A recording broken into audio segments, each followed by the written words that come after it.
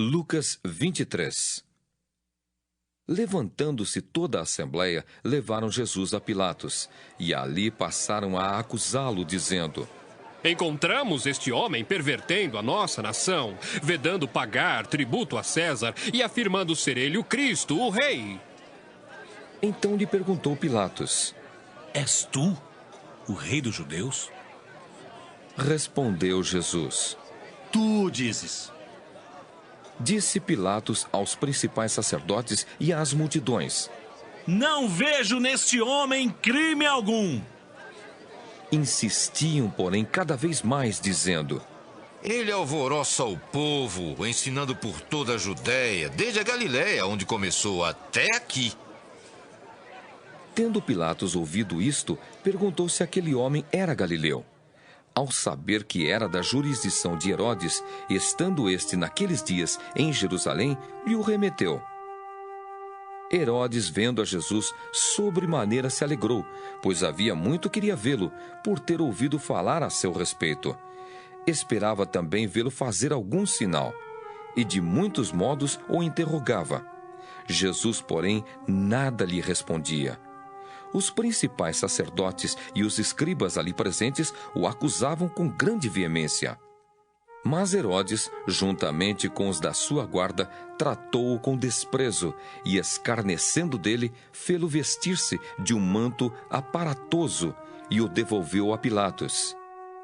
Naquele mesmo dia, Herodes e Pilatos se reconciliaram, pois antes viviam inimizados um com o outro.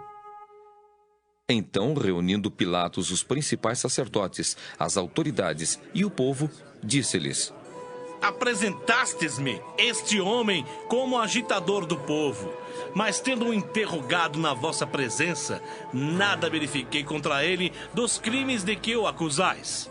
Nem tampouco Herodes, pois não o tornou a enviar.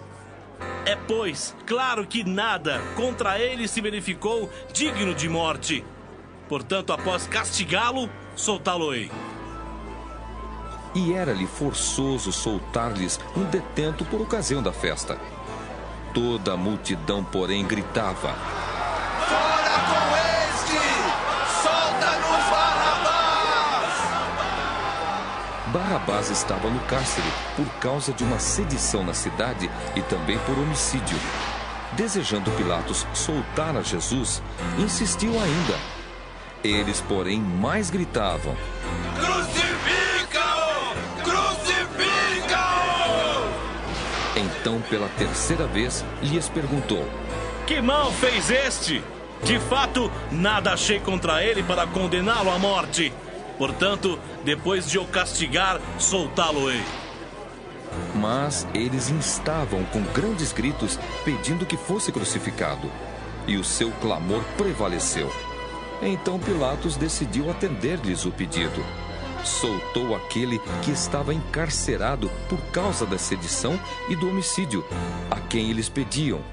E quanto a Jesus, entregou-o à vontade deles. E como o conduzissem, constrangendo um sirineu chamado Simão, que vinha do campo, puseram-lhe a cruz sobre os ombros, para que a levasse após Jesus. Seguia-o numerosa multidão de povo e também mulheres que batiam no peito e o lamentavam. Porém Jesus, voltando-se para elas, disse: Filhas de Jerusalém, não choreis por mim. Chorai antes por vós mesmas e por vossos filhos. Porque dias virão em que se dirá: bem-aventuradas as estéreis, que não geraram e nem amamentaram. Nesses dias dirão aos montes: caí sobre nós, e aos outeiros cobri-nos. Porque sem lenho verde fazem isto, que será no lenho seco? E também eram levados outros dois, que eram malfeitores, para serem executados com ele. Quando chegaram ao lugar chamado Calvário, ali o crucificaram, bem como aos malfeitores, um à direita, outro à esquerda. Contudo, Jesus dizia: Pai, perdoa-lhes, porque não sabem o que fazem. Então, repartindo as vestes dele, lançaram sortes. O povo estava ali e a tudo observava. Também as autoridades zombavam e diziam: Salvou os outros? A si mesmo se salve, se é de fato o Cristo de Deus, o escolhido.